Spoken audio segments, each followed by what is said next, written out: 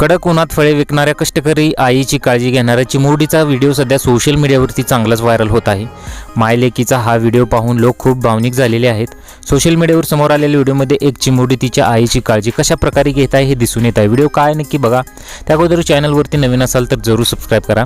या व्हिडिओमध्ये एका चिमुरडीची तिच्या कष्टकरी आईबद्दलची काळजी लोकांना दिसली आहे। व्हिडिओमध्ये तुम्ही पाहू शकता की एक आई कडक उन्हात फळे विकत आहे आणि तिची मुलगी कशा प्रकारे तिची काळजी घेत आहे तुम्हाला दिसत आहे।